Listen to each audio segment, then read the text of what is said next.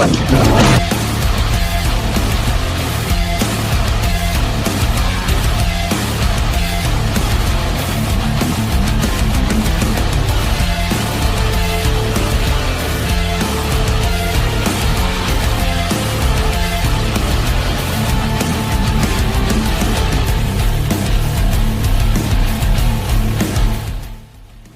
to another episode of the Wrestling Retrospective, part of the Earth Podcast.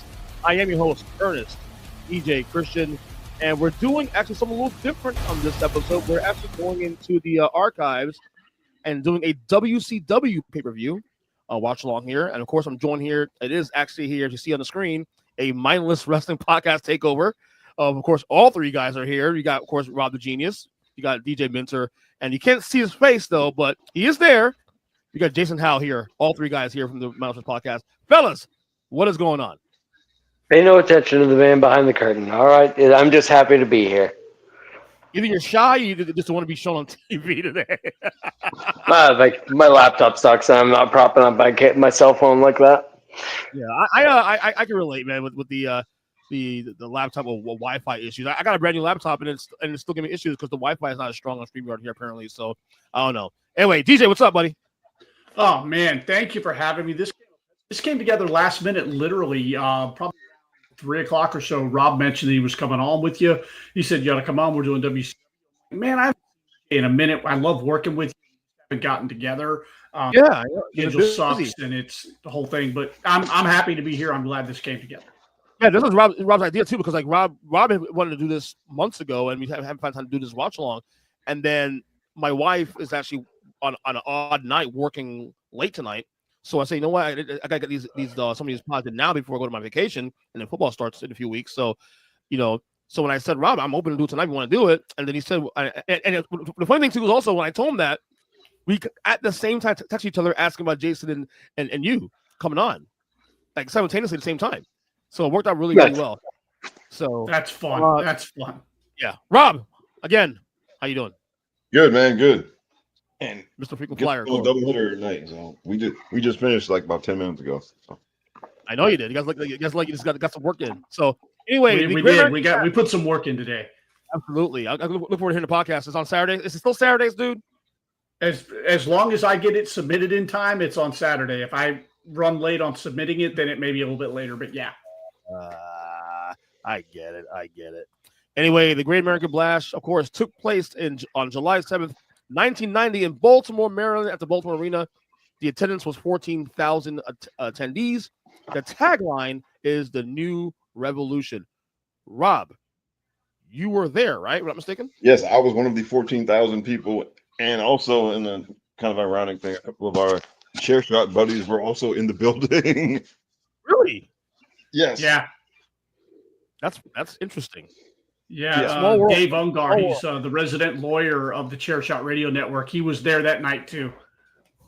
Oh wow, that's interesting. You know what? When we do these watch alongs, I always ask you, 1990, what the hell are you guys doing in 1990? Did you watch the event? Like obviously Robbie was there, so obviously duh. But it's probably a Jason and DJ question. What were you guys doing? Did you guys? Well, Jason's probably I don't think he was born yet. Was he born yet? I was 5. Wait, when was this? What? So July, right? I was 10 years old. So it was okay. It was July, so I was 4. Okay. So I was probably playing with Ghostbuster toys. Yeah, Slimer. Yeah. Oh yeah. I had the whole thing, man. I had the Ecto-1. I had all 4. I had everybody. I didn't watch this show, obviously. I was not a WCW guy back then. Although I have seen the main event before, of course, which we're going to cover. We're going to actually cover 3 matches here. DJ, did you watch the show live? I did. I watched it live. And if I'm not mistaken, I think the Mindless Wrestling Podcast covered one of these matches here just recently, didn't we, guys? Did we? I'll go through the list. I don't real know. quick. Maybe because when I pulled up the Peacock, this was like 3/4 of the way finished. I had to rewind back to the beginning. So yeah, this ought to be a fun. We did a different Great American Bash. We didn't do this. Okay. one. Well, maybe I was looking at this one for different reasons then. Well, we are going to watch along 3 matches tonight here. We're going to have, of course, the first match between the Midnight Express versus the Seven Boys. Then we have Doom versus the Rock and Roll Express, and then the main event, of course, Sting versus Ric Flair for the NWA Championship. Of course, this is the some stats here I was looking at here before we started. This was actually the this event was the final event under an NWA banner as WCW succeeded from the NWA in January 1991. So yeah, we're off and running here into World WCW. So it was the NWA World Heavyweight Championship still at this point. Yes. All right, guys. So we're gonna have 2 timestamps here. The first one here for the first match for the Midnight Express Southern Boys match will be 45 minutes 29 seconds. Then when we're done that match, we're going to fast forward all the way to 2 hours and 2 minutes 27 seconds for both the Doom and Rock and Roll Express match, as well as the Sting and Flair match, which pretty much are the last 2 matches of the night. And I'm just run out the entire telecast from there. So if you guys need to pause this podcast to set you guys up, feel free. Otherwise, if you guys are ready to go, we can get started once you're ready. Fellas, ready to go? Ready. I'm ready. Let's do it in 5, 4, 3, 2, and 1. And if you go backwards about 10 more seconds, you'll see a guy who will become the Undertaker in about 4 months. With a guy named, who will one day become a wise man. Yeah, Paul E. Dangerously, a favorite of Rob's. So here we go. This is the Southern what? The Southern Boys? Southern Boys. Yeah. I don't even remember these guys. Tell about these guys, Rob. What do you know about these guys? Okay, well, this is Steve Armstrong and Tracy Smothers, and coming out with a Confederate soldier gimmick with Confederate flag stitching on the back. Kind of updated in 1990. Did that bother you back then? The bedazzled Confederate flag. Yeah, just a little bit outdated for 1990. It's a different time. Then you got, of course, Rob's probably your second favorite tag team, or third favorite tag team of all time, I think. Like, what do these guys rank for you guys, Rob? What do these guys rank for you all time? For like a heel tag team, look, for me, them and Cornette were the best heel tag team manager combination ever. Mm-hmm. They're not my favorite tag team of all time is Road Warriors, but of course. But as far as a heel tag team manager combination with the guys that they did the teamwork, they did the cheating and everything, and they, to me, of all the tag teams I've seen, they were the best at it. Well, of course, with Cornette, like I said, and I told you guys before in the past that Jim Cornette, I know he's great.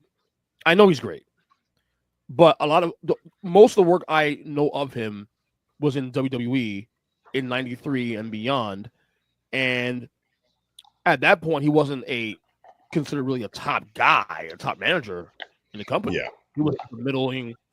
Like Vince, I guess Vince had a thing with some of these guys that wrestle other promotions or involve other promotions that he wanted to humble them. Like Dusty Rhodes is a legend, but if you didn't know who Dusty Rhodes was in WCW NWA prior to 1989, you think this is some regular like Joe Schmo. Yeah, treated him. The same Cornette applies here too. Honestly, the way he was used in WWE. Yeah, it was very. Vince really. Go ahead, Rob. Oh, it was a very watered down version of him in the WWE. Yeah, Vince really didn't care where you were from. If your character on TV didn't have his fingerprint all over it, he didn't care. Yeah. So what's the source of contention? Excuse me. What's the source of contention here? How did we get to this match? Oh, this is for the U.S. Tag Team titles. The U.S. Tag Team Champions. So the Express. Boy, if you thought they had a lot of championships today, they had a championship for everything back in 1990. TV championship. Remember the TV championship? Yeah. U.S. championship. There was another mid-card. Was it another mid-card championship had also too? At one point they had like a whole lot of them because there was the TV, the U.S., because a lot of the NWA territories were merging, during the late 80s to try and stay alive. At one point, they had like the U.S. titles, and they had national heavyweight title and TV title, and and they eventually unified a bunch of them. But yeah, I mean, and then the U.S. tag team titles, they would kind of, depending on how many tag teams they had, they would bring them back and retire them and whatnot. Here's the thing, Wasn't though, there a Rob. 6-man tag championship at one point? Yeah. Wow. Here's the thing, though. WWE today is kind of that way now, but I'm okay with it. It also makes sense. Like, make use of it, because if you got a bloated roster, you can make it make sense. And especially now with the women's titles now. I wish WWE. I was gonna say, to be fair, like I know we pointed out on the show when some things get ebb and flow, but I will say, even with all of the titles that they have right now, none of the titles have gone into like witness protection. So to be fair to them, it is they've put their own. All these spinning plates are their own fault, and they could always balance them better. But long way to say, they don't have this situation where all of a sudden they're like, oh yeah, this title came back out of nowhere. DJ, what are you trying to say now? I always wanted WWE to implement some type of TV title. I was always a big fan of the TV title because those were regular guaranteed championship matches on TV. Whereas like your bigger championships didn't always get defended on TV, as we see, today with, even just the Intercontinental and the U.S. Championship. U.S. Championship can go a month or two not even being on a premium live event. But with the TV Championship, you were guaranteed a championship match on TV, and I always thought that was kind of cool. True. But I can argue that all that's still a booking issue. You can make it a priority if you just make it a priority. Just book it. Yeah. I hate when I used to hear back in the day, like a couple years ago, oh, the IC title, like, it doesn't make any sense. Well, if you book matches to make it a priority, we will be invested. Come hell or high water. I was always a bigger fan of the mid. Not that I wasn't a fan of the world champions or anything like that, but I always loved the mid card. And Intercontinental Championship was one of my favorite titles at one point. Yeah. I mean, I will say the last couple of years, though, the IC title has gotten more prominence again. I think Gunther has a lot to do with that. I think Gunther's certainly added more spice. And I think, obviously, Dominic's reign currently as champion has been really, really good. So I think for the first time in about, since the Miz held it probably years ago, is actually feels like a priority again. Well, I mean, it comes down to, these titles come down to who you put them on. And it's just, if you put them on somebody who's not on TV to try and get them on TV, that usually backfires. And they always get booked better when you put them on somebody who's already there. That's very true. That's very true. And Bobby was just one of the best. Bobby Eaton. Bobby Eaton. Yeah, Bobby Eaton was amazing. Yeah. Yeah. Like, he's one of those guys. Like, look, obviously, I don't know a lot of his work, but obviously, I've seen his work. And if you were a wrestling diehard, you know who he is, and his work is definitely up there. One of the best. He just did a little thing here where he had, I don't know whether it was Tracy Smothers or the other one in the corner, but he kind of put his elbow in his face, and then he smacked his hand, kind of driving the elbow into the guy's face. Bobby Eaton was a master at just subtle little things that made it feel more real. So good. Watching this style, by the way, it's like not enough guys now work this style where, yes, they are wrestling and they're using pro wrestling moves, but it's not even that snug, but everything feels like it's a bar fight. Yeah. Yeah, it does. Right. And again, WCW's roster back in the early 90s, and now they're doing karate, but hey, they do karate and bar fights too. So hey, it all counts. These are two drunk guys here. Exactly. So accurate. Because Stan Lane was like, I don't know what degree he was, but I think he was like a pro karate man. Yeah, I think he was legit. And they called him the man with the educated feet. Yeah. Well, not too educated. Oh. Were you guys a fan of the? I've seen a lot of super kicks here. Yeah, I meant to ask you. Were you guys fans of the high rise entrance ramps? I thought it was neat. I heard they were not fun to land on. it was unique for the WCW to have that because they were doing it, not WWE. Well, the WWE did do it for certain shows, but I was never a fan of it. I always loved to be on the ground. Yeah, I mean, I've heard some guys say they weren't fun to land on. They're probably hard. Yeah. All right. That's a big crowd. Ref restoring some order here. Here we go. Yeah. I gotta tell you, now we're back to a wrestling match instead of a bar fight. Bar fight. You know, for a WCW show, this is a really big crowd because they weren't drawing WWE numbers even back then. Like if 10,000 people, that's a lot. This is 14,000, Rob. Yeah, I know, because this has been a down. You know, they've been down for a couple of years. Yeah, but they still had some cities that they were good in, and this was one of them. Yeah, no doubt. Well, like we've talked, pro wrestling in general was the wave had crested by 89, early 90. We're about to enter in the next couple of years kind of an abysmal time for the business in general. Oh yeah, and by the time, and then 5 years later, I think Robbie alluded to this last night on our show. 95 was bad, not for everybody, not just the WWE, but everybody was bad.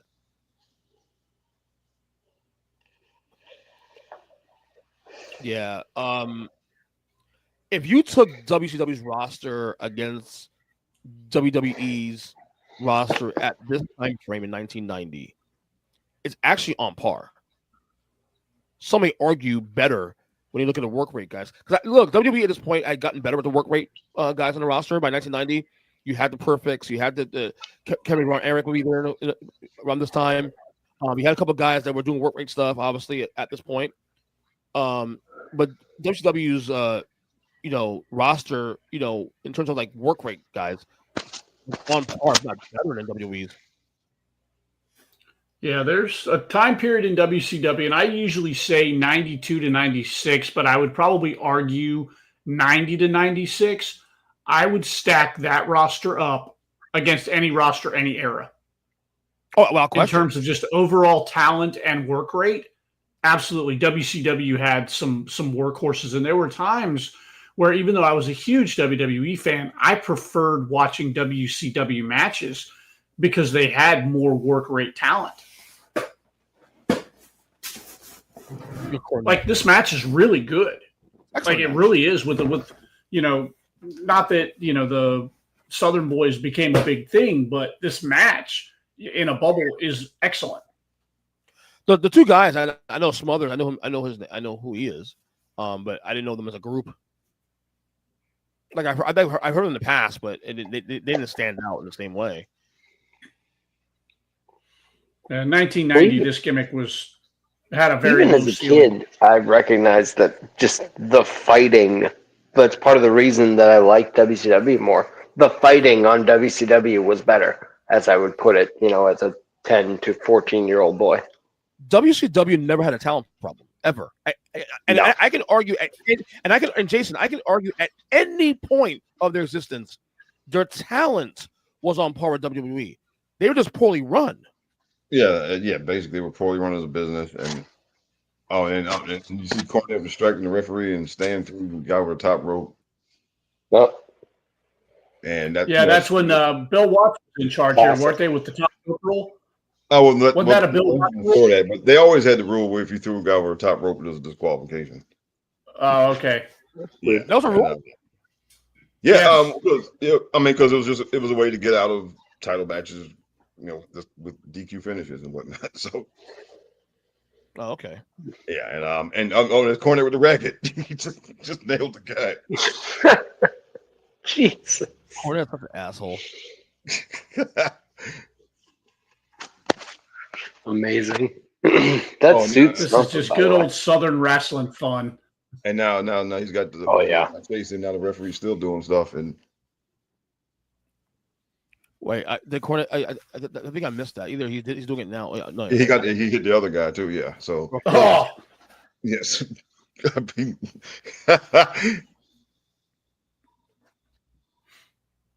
Fucking Cornette, dude. I do appreciate him now. His wrestling mind is second to none. Yeah, you can think whatever you want of him as a person, but I could listen to him talk the business end of things all day, any day. Oh, me too. Me too. I just like his honesty more than anything else. He's very honest. He's he's like Bret Hart in that way. Like he may people complain about Bret Hart. He whines, complains, but I never get the feeling Bret Hart's lying either. I feel like everything he's saying is truthful. He just hate hearing over and over again. Yeah. Same with Cornette. I think Cornette falls in that same category too. All right, what do we got? He'll tell you what he thinks of somebody, no matter what. He thinks about politics too. Also, he's very open about everything in his life. Yeah, give a fuck. And now that just worked. Oh, look, he's just kicking. More karate moves here. Bar fight. God, 1990 was a fun year, huh? Now you don't see that very often. Double step on the guy's eyes. You don't see people do that very often anymore. No, not enough. A lot of moves here that you don't see much anymore. Now the kick with the slap to the leg though, that I just remember that that happened back then too. Yeah, that's not a new thing. No. I thought it was. I just love how this. No, go ahead. This has been a super kick party. Yeah. I know it. Take notes, young bucks. Oh, legs over the top rope.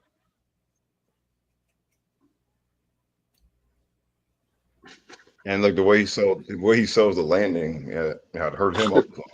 Mm-hmm. Yep. That's a big move. That's the big emotional part of the match. Bobby Eaton knew that, man. Bobby Eaton knew how to work that shit. Sure did. Yeah, because you jump off the top rope and land on somebody like that, you're going to hurt yourself too. And so he sold him being hurt by doing the move just as much as the other guy was. I'm enjoying this match a lot. I really am. Like as a wrestler. Oh, this is excellent. Yeah, this is awesome. This is 5 stars for me. I'm sorry. Because you're getting everything. You're getting wrestling. You're getting bar fights. You're getting Cornette doing his Cornette thing. You get everything. Now we're cheering for the Midnight Express in the building. We are. Well, the crowd was popping for him. Yeah. Crowd knows what's up. Yeah, WCW had a lot of potential. They could have been around a long time. They were just poorly run. There's a part of me that wishes Eric Bischoff could have bought it out from under Vince McMahon when Vince bought it. Because apparently that was almost a thing too. Yeah, it's just when their TV got canceled, then it didn't have any value anymore. Yeah, once I lost off the TV rights, there was nothing to. Oh no, kick out. Wow. But I think Eric could have shopped it around to someone. Well, because Eric was a TV guy first and foremost. Wait, was it the Big Bang idea that he had to bring it back? Maybe. Yeah. I read the book on that actually a year ago on the death of WCW. I've seen numerous documentaries. It's all consistent. Ultimately, the reason why it failed was because there's a combination of things. Number one, there's no one person, but it's a combination of things, and then the fact that once Ted Turner sold his share of the company, and the people in the shareholders want nothing to do with wrestling, combined with the loaded contracts, everything else happened. It was just an avalanche of things that made this company go under, because this company could have still survived if it had those things. It really boiled down to Turner got out of the wrestling business. Exactly. Yeah. That's it. That's really it. It was not, in the end, it was not WCW's fault. Right. Yeah. And man, those are some great just punches the guy was throwing there. Yeah.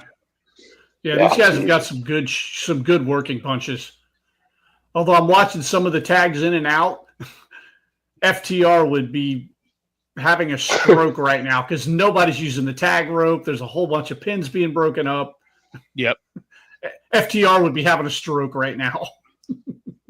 And Cornette too. Also, he's active. He's involved. Yeah. Even he's not in the ring. Yep. He's out. He's coaching these guys. Oh. Going for a top rope heart attack. Is that what we're doing here? No, it's a drop kick. I forgot distracted. Where's the referee? There's a man down. He's pinned. Go count. I know he's going up. Nope. Oh, look at Oh. Yep, he's done. Oh. He's done. Yeah, Bobby shut him Come down. on, referee. The ref missed it. I swear, wrestling referees are the worst in the history of sports and sports entertainment. Oh, there's a rocket launcher. There it is. It's over. That's it. Great match. Oh, you Fantastic. got the shoulder No, up. you got out? You get out? Oh, you got the shoulder up. Now they Nope. What? Still a 2 count? All right. You know what? We're done with you, ref. We're about to have a ref bump. Oh! Small package. Stan broke it up. What a match, dude. And that's the other thing. Like when you break up the pin, kick the guy. Don't just land on him. And Yeah. Oh, and kick in the head. There we go. Boom.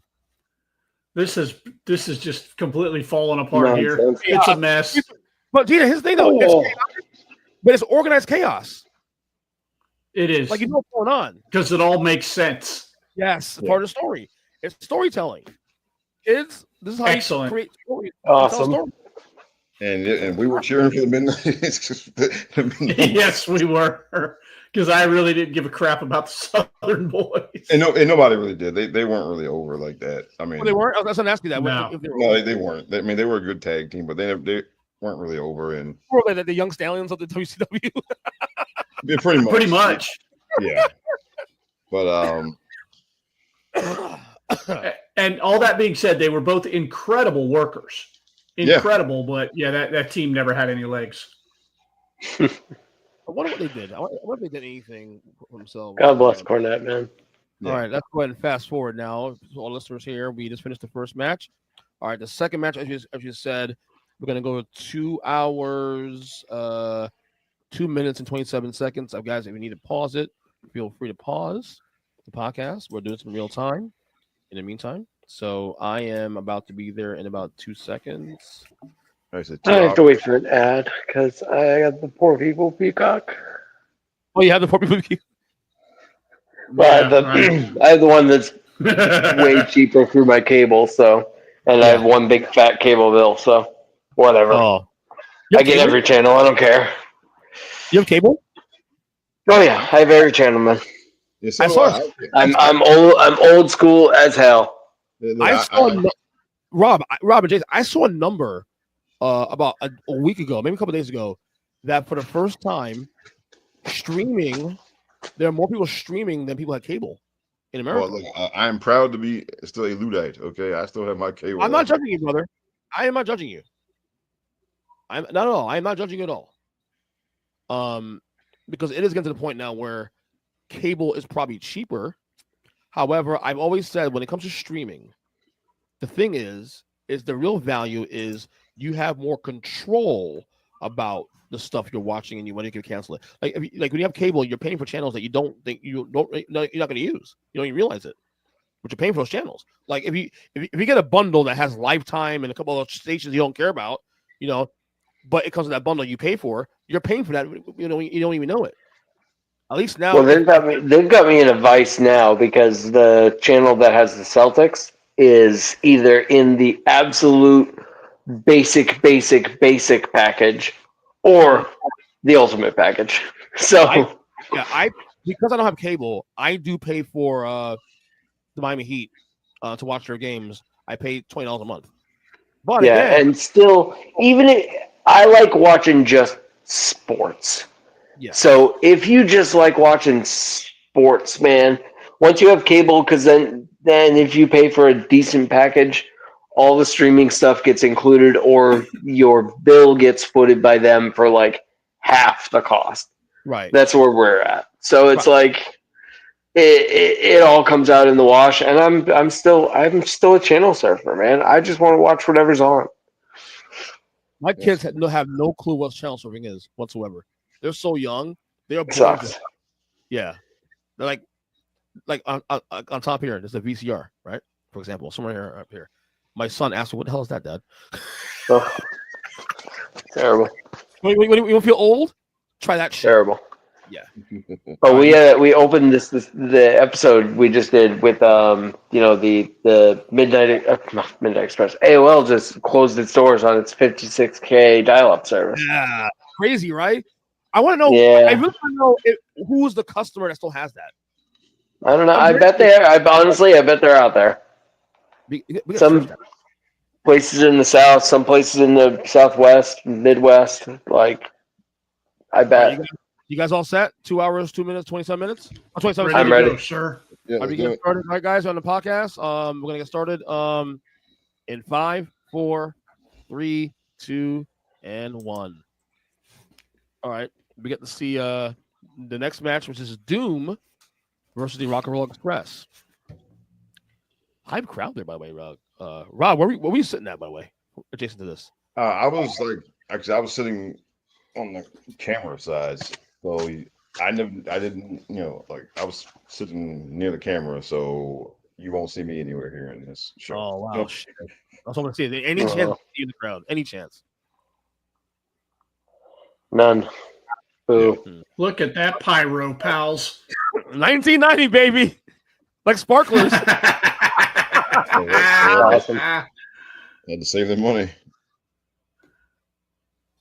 Was Bill Watts still running the company this time, or was it? Oh, no, this was before him. Okay. But one funny fact about the show, that the Iron Sheik was in one of the earlier matches. He was. And they famously, somebody forgot that he was on the payroll. And he went a whole year, got paid a whole year without having to wrestle. What? Yes. True story. That is crazy. There it is. Look at these meaty men. Yeah, look at these guys. This was Oh, some natural, scary baby. shit back in the day, man. You talking about Butch Reed right there in the front? Butch Reed was a very, very prominent mid-carder in WWE a couple years before this. You have Ron Simmons, who went, by the way, Florida State, hell yeah. And then he'll end up become world champion, first black champion ever. 2 years later, and then the future Farouk. Which are these the World Tag Team Championships? Yes. It's not like the Mid-Southern State Backyard Tag Team local championship. I don't know. No, these are the World Tag Team Championships. Okay. Doom were heels, right? They were heels. Yeah. Yes. Yeah. Teddy Long. That should be the clue, I guess, right? Typical 1990 black man, Teddy Long, with the do-rag.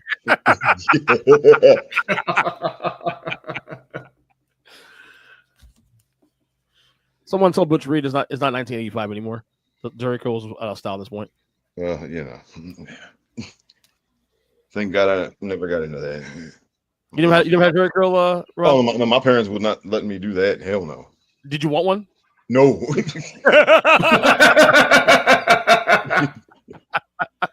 I didn't want one. If I did, they wouldn't have let me. So, this match would be the Jericho's versus the Mohawks. Oh, look, man, no, Jerry curls were not popular in Maryland. You would have got laughed at. Was Jericho's like a West Coast thing? What was that? Oh, it was a big time West Coast thing. Okay, Yeah, I figured that. Them dudes would go to the hairdresser and sit under like a lamp for hours, and Yeah, Rob, I don't feel like that was happening in Master Chief Petty Officer Rob's house. No, Chief Bonnet was not going to let his sons walk around with Jerry Curl. Okay. No, sir. No. I mean, look, I got a high top fade once, and it lasted about a month. Okay. I had a Gumby one time, a Gumby. Yeah, and it lasted about a month, and they're like, "No, dude, you're not doing this." Wow. Look at them. Ron Simmons. I'm sorry. That dude, Ron Simmons is a beast. He just played football too in Florida State, so he was fresh off playing football. Yeah. I had a I had a flat top back then. I had a Gumby back then. I had a fade back then, and I had bald a couple times back then. So I had a lot of hair issues. Without, I love bald. My favorite. I briefly 1990. I probably had a bowl cut. Mm-hmm. I might have one. 1990. I was in the process of trying to grow my hair long. Metalhead, of course. And then in 93, R.I.P. By the way. Yeah, R.I.P. to my hair. And then in 93, I very briefly rocked a mullet. Oh, Woo! 93. I had a mullet in about 93. I took one look at it after I got it cut. I'm like, no, I'm growing this shit back out. DJ, in 93? Yeah. Bro, the mullets were retired like fucking 9 years ago. And you're still it was Florida, dude. The only people doing mullets in 93 was Canada. That's it. He lives in Florida. I understand that. Well, no. The mullet came and never went. I forgot. We have a whole rule for this. I apologize. DJ, you're right. I've been in force since 1989, so I should know better. Yeah. Here on planet Earth, we all let it go, but down there in Florida. No, in Florida, we hold on to shit, pal. Yeah, Florida and Canada, the only two places that are dated.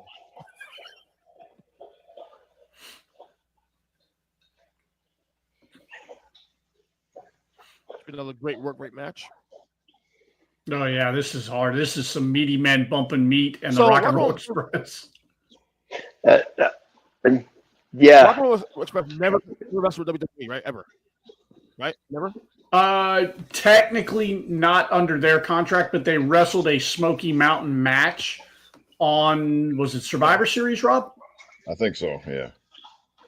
Yeah, they wrestled for the Smoky Mountain Tag Championships against the Heavenly Bodies. I feel like Vince had a lot of issues with people outside. Like if he didn't have any control or say in grooming the stars he had no time for people. The new wrestlers he brought in, he had no time for them. Yeah, like you'll bring them in because he needed bodies, but they weren't used to the best of their ability. I mean, outside maybe Jake and Rude, of course that's early in the tenure of Vince. But by the time WWE was cooking in the late '80s, like, Ric Flair, who gives a shit? Ric Flair's here. Who's Ric Flair? Like, well, even take Rick Rude.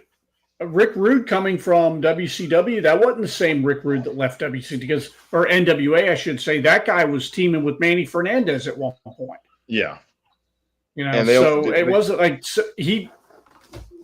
Go ahead, Rob. Oh, because he was only kind of barely leaning into the whole ladies' man kind of thing, and Vince turned it off way up to 11. Yeah. Oh, Vince didn't give a fuck. Vince didn't give a fuck. No, he did use Rude very well in those 3 years. We discussed it on a couple episodes back on some of our watch-alongs with Rude. Like, for a short tenure, Rude had it for 3 years. He got a lot of shit in 3 years. He did a lot in 3 years. It feels like longer. Much longer. Yeah. Well, because like with Vince, I mean, if he didn't like it, if you had an already established gimmick, he didn't like it.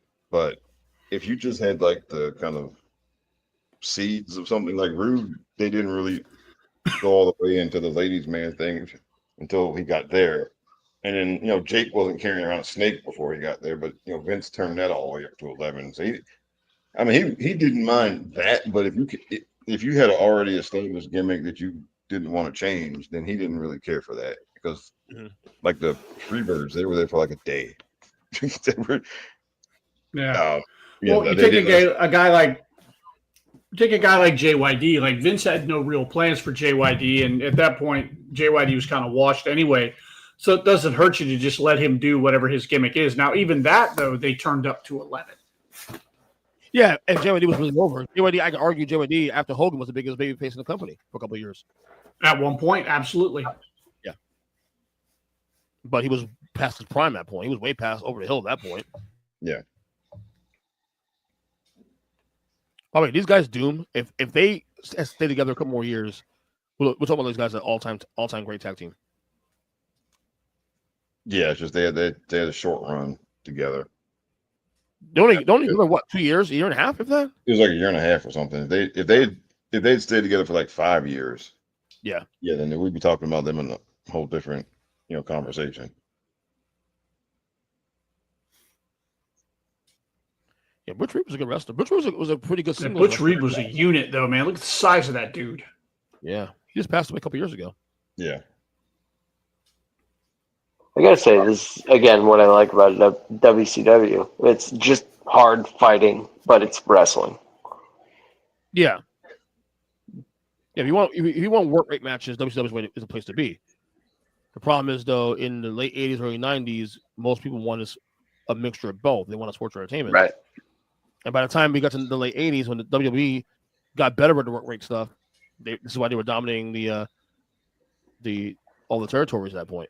Yeah, and again, like in WCW, it was poorly run. Like poorly run. Like I would put. We should do that one day. Do a draft one time. I'm drafting pro wrestling from specific years based on what they were doing at that time. And I'll tell you what, if we did like say like 1992, 1993, a chunk of my list would probably be WCW wrestlers. Probably.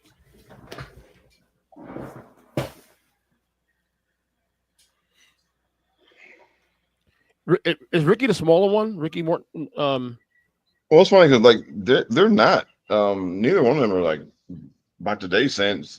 They're not small guys. Well, they are now. I saw them wrestle in a New Japan show a couple of years ago. They are small now. Yeah. Mm-hmm. I mean, back in this time, Savage was considered small. Randy Savage, which is ridiculous. Well, yeah, but it was all based on what you had freaking Andre the Giant and freaking all big guys. It makes sense why. Now Savage would be a heavyweight by today's standards. Yeah, like Arn Anderson was like a medium-sized guy back then. Yeah, absolutely. He would not be a medium-sized guy today. No.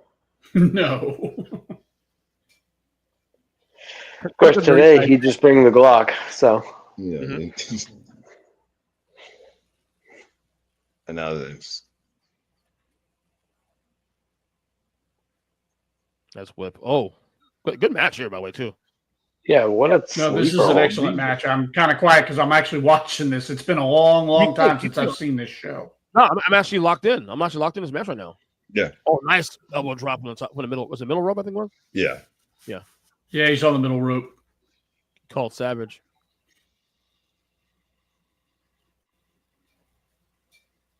A long hole. You see, I miss these things in today's wrestling. Yeah, and long holes. By the way, did you guys see Unreal yet? I know, DJ, you finished it, right? Yeah, I finished it. Jason, you see Unreal yet on Netflix?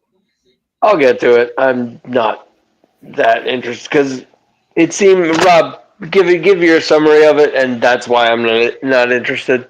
It's a lot like the 24 documentaries, and the one thing that was supposed to be like the peak backstage, the writers' room stuff seems like it's a work.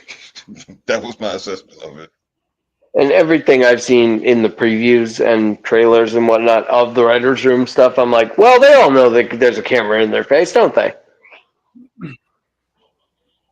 But yeah, I mean, like, one of like some of the stuff is anyway or not. You know what I'm saying? Well, and I'm sorry, nobody that did not go down like yep, CM Punk or Cena, yep, CM Punk or Cena, and then finally one brave soul, Michael P.S. Hayes. What about Jey Uso? Ooh, Jay's got hot. Guys, Jey Uso was in pencil 6 months ago. Stop it. Yeah. Yeah, I feel like a lot of things are played up to the camera too, to some degree. I mean, like the stuff I've watched of it, like the personal story stuff. Like everything about Chelsea. Sorry to interrupt, but like again, everything I've seen, the stuff I do want to watch it because of the stuff like that.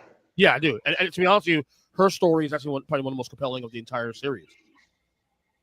Hers and even with Punk, like the Punk stuff to me it made more sense to me now because when I heard for years that his goal was he was so mad he couldn't make it at WrestleMania, and that was one of the reasons why he left the company in 2014.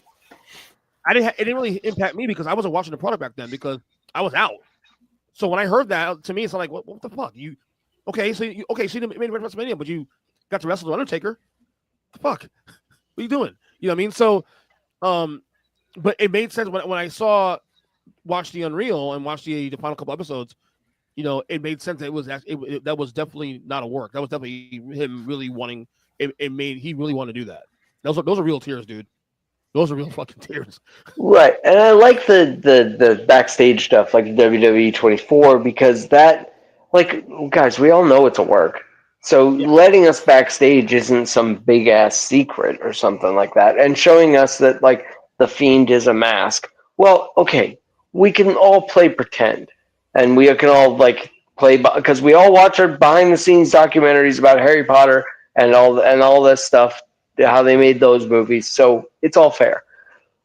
We don't need to know how the fiction comes about, and it's just weird. Like, I like how they avoid talking about this stuff in the old documentaries in 20. Like, they don't. Roman Reigns will just react to losing to Brock Lesnar. He won't go out there and be like, "Well, I'm about to lose to Brock Lesnar, so let's see what happens, guys." Yeah. Somehow, though, strangely, it doesn't ruin Christmas. Okay. No, I just think the writers' room is a bridge too far. The writers' room? You have a problem with the writers' room? The writers' room is a bridge too far in any case, even if they did play it straight. But it's also doubly insulting now that they're very clearly faking it. It's like, oh, really? The one thing that we thought you were going to really let us in, you were like, no, we're actually going to double fake you. I kind of have to tip my hat. Kayfabe is still alive, baby. I will say though, the stuff with Jey Uso too, especially, and the concern about him getting blown up and stuff, and being to take that mantle, that seemed like a real thing because obviously he lost the title a couple months after Mania, so I think. And I'm sure it was something that happened, but they played it up for the cameras. Right, yeah, very possible. Because I'm sure they all had every confidence. Like, yeah, you got blown up. That's okay. Like, just work on your cardio and keep going. Like, all right, it is what it is. Like, but hey, at a certain point, the drama of it. Hey, it is what it is. That's why we like this stuff. Yeah. Well, I get it. I totally get it. And as someone, I mean, all four of us really old school guys. It is weird sometimes to have so much access to these people now, and kayfabe is now a thing where like it's open now. It's open seasons. Like seeing Bianca and Rhea really greet each other before and after the match, it's just weird. Yeah, I'm getting used to it. I'm still getting used to it because I'm pretty old school. But like I bought in. Hogan and Andre really hate each other for a little while. I'm bought in. Like we know it's fake. They do a good job of masking that. You buy into the whole storyline and everything else. So, but also they're doing this in the same era that they're blatantly telling you, we are going to lie to your faces. Yeah, because of all the stuff they just pulled with Seth Rollins. He got injured, quote unquote, on NBC. Mm-hmm. They went full force ahead with this thing. They did. So I mean, so when they're showing how they pick the winners, I'm like, all right, don't play in my face like this. Yeah. I know it's made up. I love when it's made up. You don't have to tell me totally how the sausage is made. I just got done telling you that you guys lying to me about Seth Rollins was one of the coolest things you've done in 20 years. So, yeah. I will say the Doom retained their championships here. Yeah, sorry to go on a diatribe. No worries. Teddy Long got involved a little bit. We had a Teddy Long bump.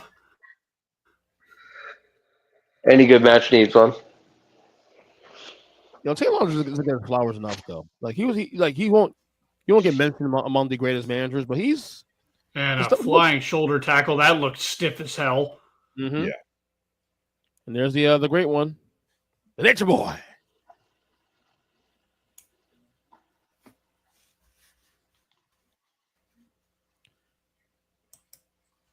Ric Flair is one of one, man. I'll tell you that. Yeah. Yep.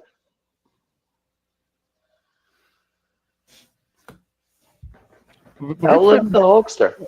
Say it again. Outlive the Hulkster. Could you believe that? That's Presented crazy. without comment. How the hell did that happen? Ric Flair is our Ozzy Osbourne. He's wrestling as Ozzy Osbourne. But that actually happened 30 years ago. And he'll be the first one to tell you that. Yep. Yeah. And yet Ric Flair didn't have the cultural impact until much later. Like Ric Flair was simply just a guy that was in, the territories, and then he had a little stints, couple stints in WWE, but his impact didn't really hit until much later. Yeah. Like outside the bubble, of course.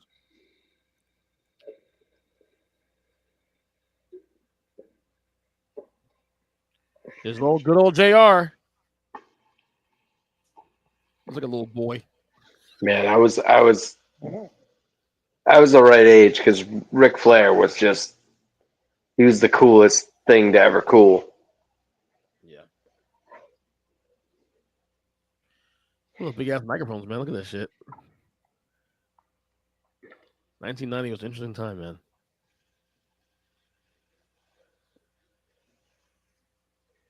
So 1990 in real time at the time, Warrior was champion. Hogan went away for a little while to do Mr. Nanny, I think it was. Obviously WCW when to see this match in the second, Flair and Sting.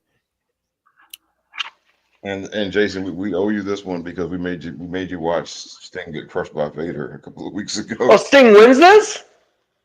Yes. Oh, I was all prepared. I had a promo ready to cut on you assholes.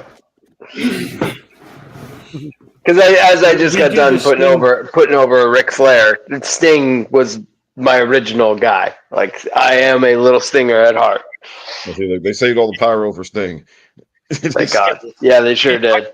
If I told you guys on the fly right now, give me a Mount Rushmore WCW, who's your Mount Rushmore?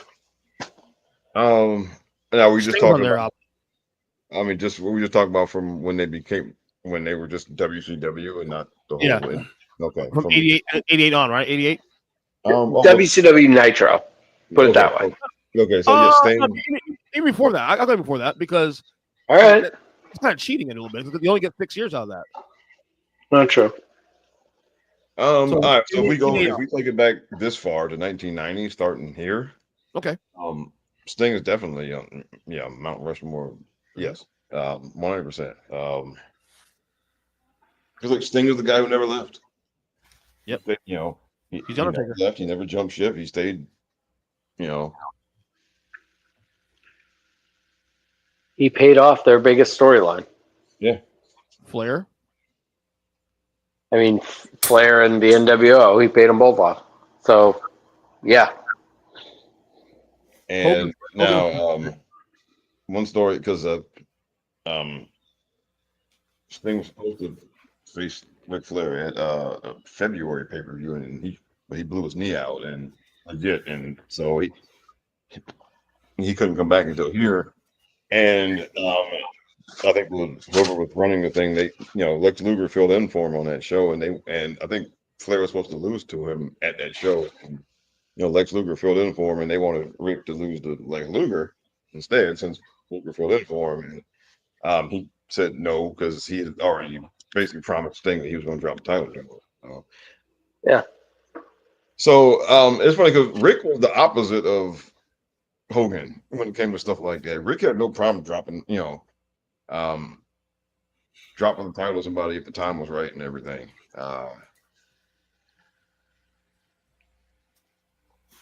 So my Mount Rushmore is the first three are easy. It's Sting, Flair, and Hogan.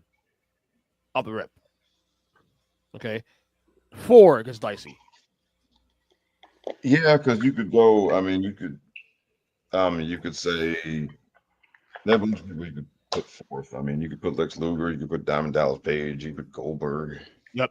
I think Goldberg has a very good case because Goldberg actually, short run, but he was the last boom they had. He was the last gap star they created. Yeah. Now they're so they're you can't put Deontay in there. Oh, he's been handcuffed to Elegante, who you know and love as Giant Gonzalez.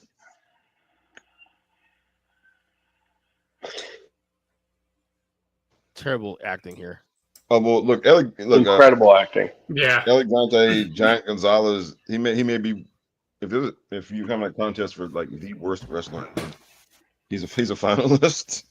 Wild question. Oh man, he was terrible. Was this a lumberjack match? He just was not good. He had no natural ability. Yeah, well, Sting has his guys out there they're at ringside to counter the Horsemen if they try to interfere. You got the who's there. You got the Steiner brothers. You got Junkyard Dog. You got Poor Horn Dog. Who else out there? I think that's it. It's almost a lumberjack match.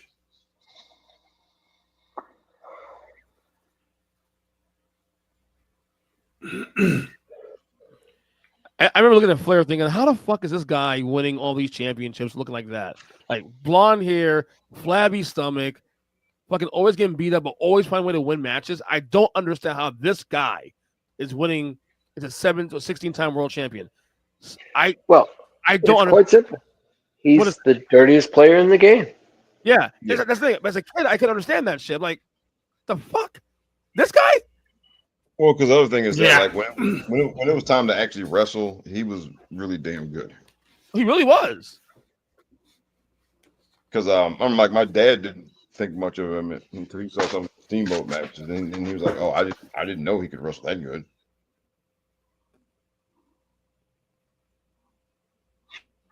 Yeah, he had good matches too, man. His matches are really good.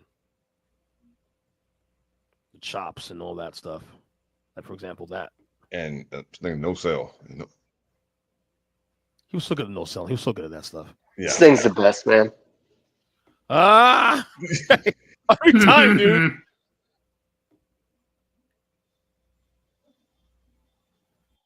I used to love when him and Savage got at it, and not necessarily the WWE run in '92, but the one in '95 in WCW.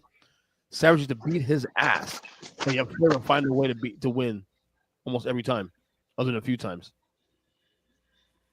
I feel like Flair won most of those matches because Flair would always find a way to get out of things.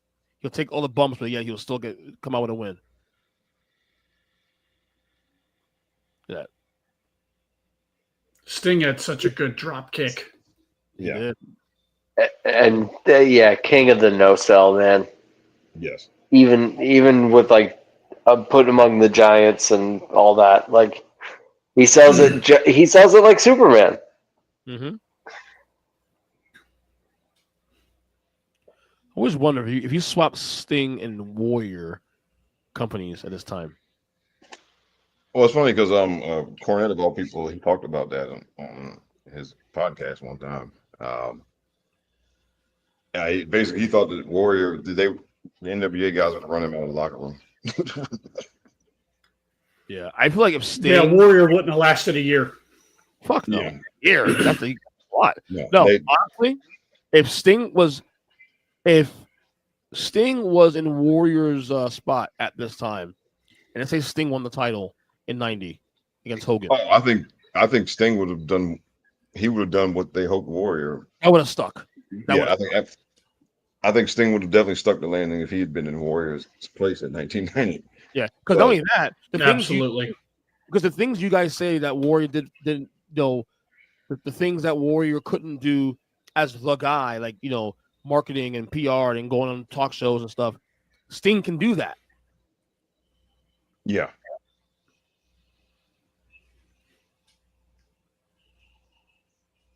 But he wouldn't have lasted in the NWA locker room. They had to run him out of there. I actually think Sting being world champion in WWE in 1990 would actually shorten Hulkamania. Would have shortened it by 2-3 years. Oh, yeah, I think he would have delivered, and they would have stuck with him. Yeah, he might have been next. He might have been the next guy. Yeah, and who knows? Maybe looking at Sting as a Mount Rushmore candidate in WWE history. Who knows? I mean, look at it. Think about it. well, as it is, look. Well, no, as it is, he's just a Mount Rushmore in wrestling history. Like between his AEW run, WCW, and yes, he lost most of his stuff in WWE, but it was still amazing. And honestly, go ahead, bro. because I mean, well, there's no WCW Hall of Fame, but if there was one, he would obviously be in it. And when they ever get around to doing AEW Hall of Fame, he'll go in. And I think he's already in the TNA Hall of Fame. If he's not, he should be. So I mean, that's. Oh yeah, TNA. I completely skipped over that, and I completely shouldn't have. So we're looking at like multi-company careers. Like, I mean, he's top 2 or 3. Tony's coward. He should have put the belt on him. That's what I say too. Also, like if you tell somebody that with The Rock and Austin, no, Sting. The longevity factor, number one. No, there's a case that if I did a wrestling multi-time champion in every company on television. I mean, it goes Hogan, obviously. Sting has to be there, and then Flair, because he's present in WWE.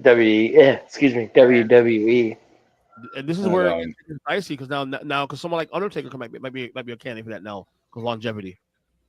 And Sting's one of the best baby faces like of the last 30 years. I would argue the best. Yeah. He stayed true to who he was all the way through. He never turned heel ever. They thought he was going to turn heel into NWO, and that never happened. Yeah, and then I mean the way that they turned that around, like, he was under suspicion for about a month, and then the way he just walked out on those guys said, "Y'all don't trust me? Well, fuck y'all." and it went through a year. Yeah, and such a great story that they fucked up at Starrcade, man. My God. Oh, it was. Because I mean, if you like, a couple of years ago, I watched that War Games, the one where he walked out, and that was such a. I mean, the way they told the story in that match was. I need to watch that shit again, bro, Rob. I watched it in real time, but the WCW stuff in 97, 98, really honestly, I liked some of the stuff they were doing. I didn't really. I haven't really watched them back much in recent years, so some things I've forgotten. Little things, anyway, not the big stuff. The little things. And I see Flair's working on the knee now. Yeah, if we do a pro wrestling Mount Rushmore, Sting's on there, Hogan's on there, Flair's on there. I can argue that Undertaker should be on there also too, because that's where longevity becomes really a priority now. Because Austin, I mean, you really have to come up with some like a list of criteria. It's like if we're talking all time, wrestling. You got to set the criteria and then go from there because obviously people are going to pick their favorites. Yeah, and then also like what's your cutoff point? Yeah, I mean, because like look, none of us can credibly talk about Bruno Sammartino. I mean, no.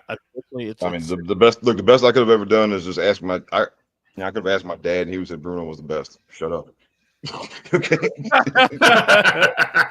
That's the closest thing to a source you've got. Yeah, I mean that's basically what he would have said. Bruno was the best ever. Was better than all these guys. Yep. You know what? Dad may be right. Dad may be correct about that for the record. For my personal perspective, my number 4 would be Dusty Rhodes. That's not a bad pick either. Mainly because one, he was my first baby face. Huh? That's not a bad pick either. I'm sorry? Because that's not a bad pick either. No, but my criteria would be his influence on the industry, which is still being felt today. Absolutely. Yeah. Dusty's legacy makes him a Mount Rushmore candidate for me, even more than his ring work or his ring career. His involvement in wrestling. Yeah. And it's Rick using the ropes to figure 4. I mean, and you round it out with the fourth would probably be Roman Reigns. No, but no, seriously, if you look at, I mean, as far as just influence on people around him, I mean, Roman Reigns has turned so many of those guys into main event level guys, and guys getting title shots. I mean, one day. Oh, he's the guy of this generation. I agree. At minimum. What I will say about Roman Reigns, though, he needs one more run before we really have that conversation. Like, if he has another run post Paul Heyman, where it's like, this has to be a level. EJ, yeah. 1,316 days. Be quiet. You know the biggest fucking Roman. I thought Rob 1,316 days, the fourth longest ever. Look, no, EJ. When it comes to he never needs to touch that title again. Okay, EJ. When it comes to Roman Reigns fans, I'm Robin and Jason is Batman. Okay. I know. I can tell. Okay, look. I mean, I can beat up the henchman. But when the Joker comes, you need to call Jason, okay? Roman to him is like Larry Bird. Okay. You know, it's just, but in all seriousness, man, he just did a run that, as it was happening, we're all looking around going, it's still going? He's still going? He's still going. Well, we got past another WrestleMania? Oh, Cody's definitely going to. What? No, that we're never going to see that sort of run ever again, and hopefully this gets capped off with him being a Jordan Brand athlete. So yeah, Mount Rushmore, man. Oh, WWE all time? Oh yeah. Ooh, he's the guy of this generation. So, and this generation took them into the stratosphere. Who you taking out? You have Hogan, obviously. You have. People say Austin's there. People say Rock's there. People say Cena's there. That's 4. If you see Roman's there, Mr. Roman Reigns fan club president of the world, who's up to 4? If it's a Mount Rushmore, it's got to be. If it's a Mount Rushmore, it's got to be Bruno, Hogan, Austin, Roman. See what saves Here's something controversial. I would remove Austin and leave The Rock. Exactly. Okay, and I wouldn't fight you on that because then that era is still taken care of. It's complicated because like Austin. Okay, so Austin has a 5-year run, and then that's it. And the only reason Austin gets the respect he does is because he has the highest Q rating of anybody in history of wrestling, probably. Because to this day, he gets the biggest pop. Yeah. Oh yeah. However, the work is very minuscule in comparison to all these other guys. Well, and so that I think Rock and Austin comes down to personal opinion, and it's those 4 guys in terms because I would go by era. Because Austin, The Rock benefited from Austin greatly. Yes. So on the one hand, The Rock benefited from Austin, but on the other hand, everything Rock has done since 2012, correct, is I mean the matches with Cena. And then finding balls and all that stuff. I mean, that's an argument for putting him ahead of Austin. I agree. I totally agree with you. Yep. And I just think going to the cover 1, 2. Meanwhile, this match has been absolutely killer. Yeah, of course. This match has been excellent. That's why I've been quiet. I've been watching. Well, yeah, and this the flare up and over the turnbuckle spot always pops me. The best. No, I think Roman is definitely inching up that ladder in that conversation with Mount Rushmore. I'm just saying that he probably needs one more. Look, I don't think it requires. Dude, if he gets a sports brand endorsement, not walking around wearing Nikes, a sports branded athlete, and by the way, the 4th longest reign of all time. Haven't seen this shit since Bruno. Yeah, it's him. Just it's him.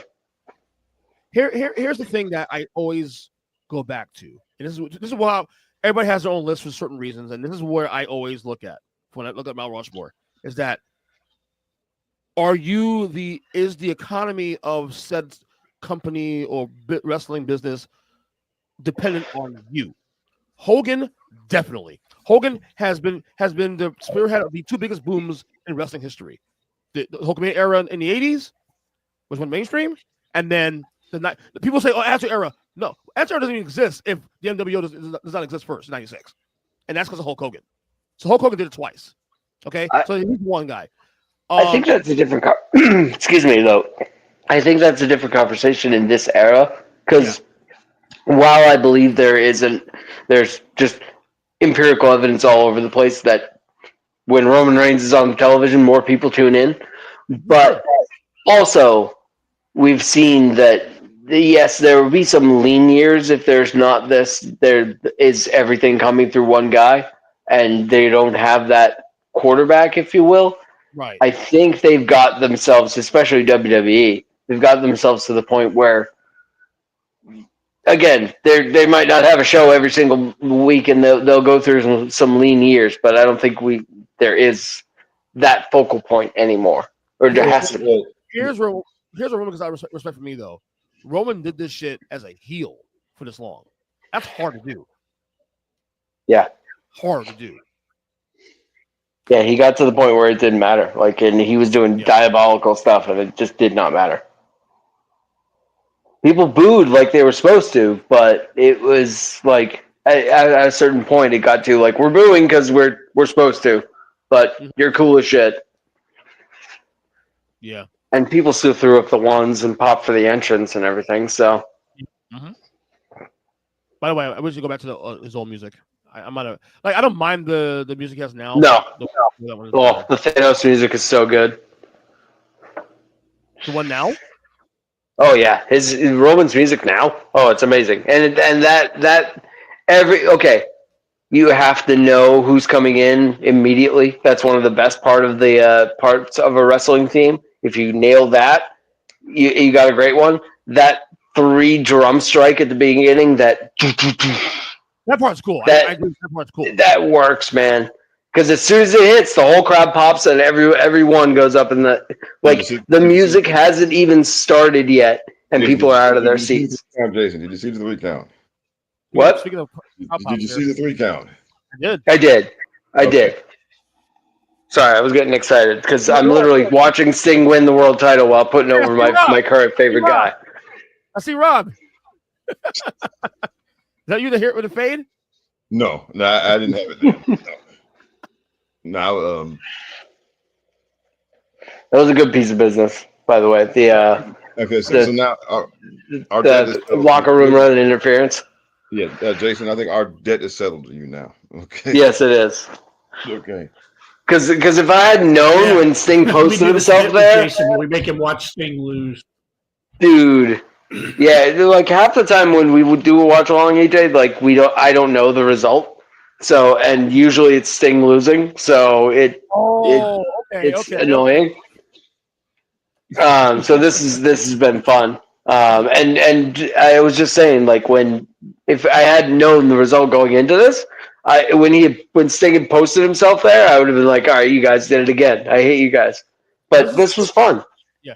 Oh no, but for me the most fun was when we freaked you out with the I Quit match, and you didn't know it was going to be that bloody. Dude, I don't mind blood, but certain ways you draw it. It's I don't need pizza cutters. I don't need that shit. Okay. Oh, that was yeah. If you take a blow to the head and you go down and then you quietly razor yourself in the corner and I don't have to see it actually happen. Yeah. And all of a sudden you come back up and you've got a crimson mask. Okay, sure. Let's go. Sure, go for it. Rob, this is. But man, some of the shit these guys subject me to.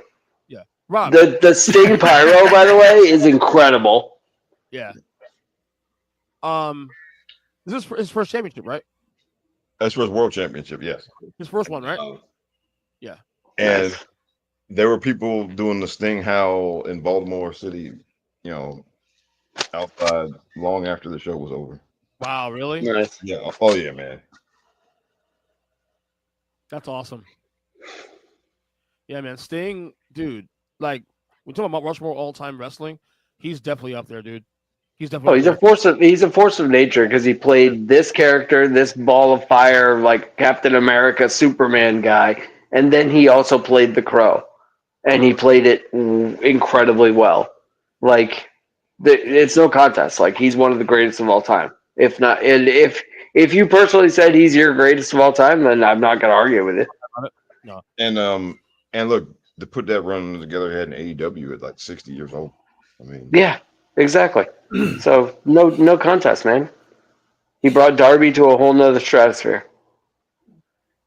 Yeah, imagine Sting. Like I said, we touched on it earlier, but Sting in Warriors role in '90, Hulkamania ended much earlier than '93. That's damn sure. It certainly won't be as prominent because I don't think Vince will have to go back to the well again in '91 after Warrior lost the title because he had Sting to hold it for a little while. Right. So, dude, great show, man. Thank you. Yeah, that was excellent. That was a good time. Rob, thank you for doing it. I need some WCW stuff, man. I know I'm planning on doing an episode next month on the first ever episode of Nitro. Because next month is the 30th anniversary of that first episode of Nitro. In fact, September 4th. Yeah, I've never actually watched that all the way through, so I watched it here about 6 months ago. I started to do a Nitro watch, like a rewatch, and I started with episode 1 about 6 months ago. If you guys want to do it with me, you're welcome to come. I know Rob and I already said we're going to do it. Is it 3 hours? No, 1 hour. 1 hour. Oh, that show is only a 1 hour show. Yep, I can do that. Let's do it. 47 minutes, actually, to be exact. Yep. Yeah, let's do that. Because those shows are pencil that down. Those shows started as shorter shows, and then they increased to 2 hours after that down the road. So, yeah, man, great episode, man. Jason, go ahead and plug. Anyone to plug? No, I mean, you can find us I'm on Blue Sky at Jedi Fett. These guys will plug their own stuff, but find us on the Chairshot Radio Network, where for all your podcast, wrestling, and sports and entertainment and sports entertainment needs, thechairshot.com. All your podcast platforms, you, of course, can find us there. We're the Mindless Wrestling Podcast. I'm Jason. You can find me, again, at Jedi Fett on all the social media platforms. That's all I got. Ain't less the Celtics, too, for the record. Yeah. And Roman Reigns is the greatest of all time. So, I know who's worse. You Rob, or Roman or Robert Carlin? Oh yeah, because he's Batman when it comes to defending Roman. I'm Robin, and of course when it comes to defending the 14-time women's champion, I'm Frank Castle. Okay.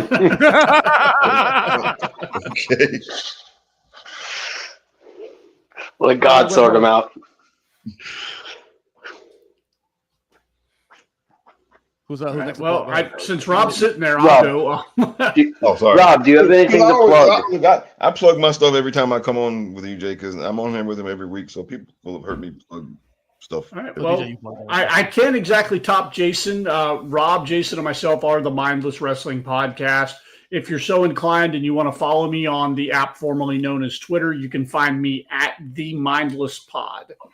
How about plugging your TikTok also, man, of your cars and stuff? Oh, yeah, I have a TikTok thing. Has nothing to do with wrestling. In my spare time, I build little scale model cars. I paint and build them.